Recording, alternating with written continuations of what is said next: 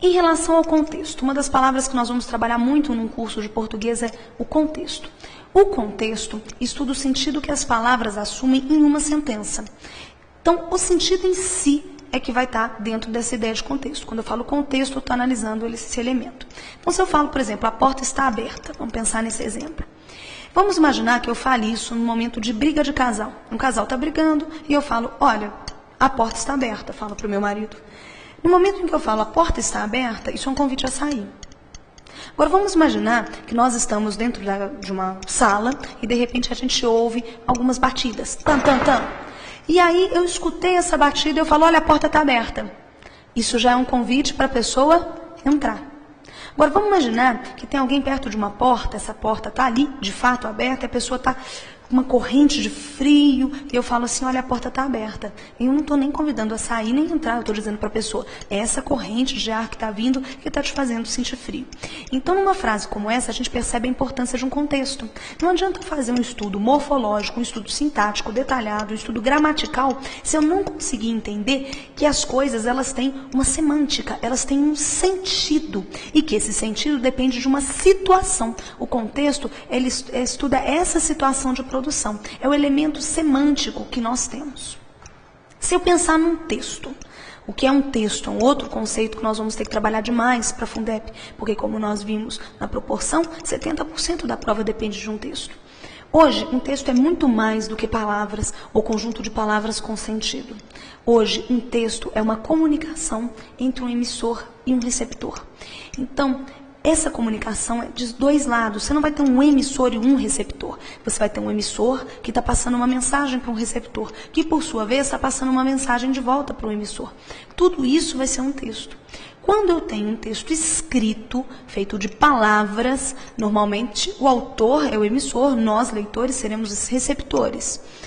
Nesse caso, você não vai ter como num diálogo essa transposição o tempo todo. Porém, ainda assim, o leitor ele tem que ter alguma técnica para ler adequadamente, ele tem que ser participativo e saber ler para atingir aquilo que o autor pretendia com o texto que ele tinha. Então, outro conceito importante vai ser o de texto. No curso de texto, que vocês também têm essa opção de fazer, vocês podem aprender um pouco do que é o texto e das técnicas de leitura, inclusive para não ter que ler o texto várias vezes na prova, até porque isso se torna inviável numa prova de concurso, que é tempo tão curto, para que a gente possa ler uma vez só.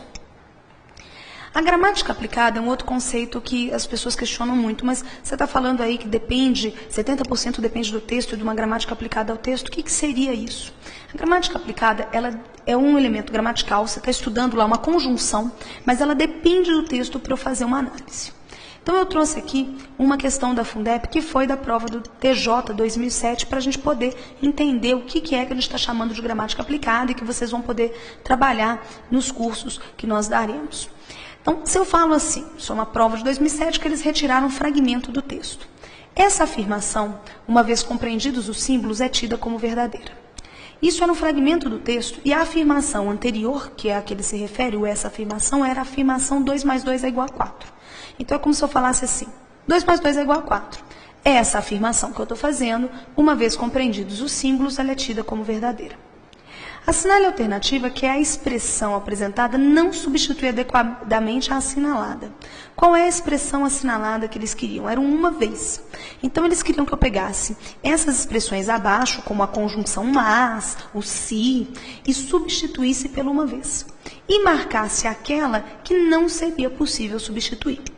Então, se eu fizesse essa substituição na C e na D, era mais fácil de perceber que ela era correta. Por exemplo, essa afirmação, se compreendidos os símbolos, ela é tida como verdadeira. Essa afirmação, quando compreendidos os símbolos, ela é tida como verdadeira. Então, essas duas, as turmas normalmente eliminam. O problema é quando eu olho o como e o mas. Normalmente, a pessoa aprende, por exemplo, que o mas é uma conjunção de oposição. E aí, quando ela olha para essa frase, ela não vê nenhuma oposição. Às vezes, ela aprende que o mas pode ser uma soma. Porém, quando eu olho para essa frase retirada do texto também não tem nenhum tipo de soma. Então, também não resolve. Na verdade, o ideal era substituir. Quando eu falo assim, essa afirmação, mas compreendidos os símbolos, é tida como verdadeira. Esse mas não é nem oposição, nem soma. Esse mas é uma condição. Igualzinho ao se. Por quê? Pensem no sentido. Isso que eu estou falando, mas 2 mais 2 é igual a 4. Isso que eu estou falando, essa afirmação, mas compreendidos os símbolos, ou seja, desde que eu compreendo os símbolos, se e somente eu compreender os símbolos, ela é verdadeira. No momento em que vocês percebem isso, vocês vão ver uma coisa importante. Não é comum eu ter o mas como uma oposição. Em gramática, como uma condição. Em gramática nenhuma. Nas gramáticas ele aparece sempre como oposição. E no máximo como soma. Mas na hora que eu olho para esse exercício, ele é uma condição. Por quê? Porque o sentido dele está ali. Então eu estou estudando uma conjunção, que é o mas aplicada a uma frase de um texto e que vai alterar o sentido disso. Se eu olho como, que era a outra opção, ficaria assim. Essa afirmação, como compreendidos os símbolos, ela é verdadeira. Nesse caso, eu mudaria o sentido da frase. Por quê? Se eu falo 2 mais 2 é igual a 4, essa afirmação, como compreendidos os símbolos, é verdadeira, quer dizer, eu compreendi o símbolo. E como eu compreendi o símbolo, ela é necessariamente verdadeira.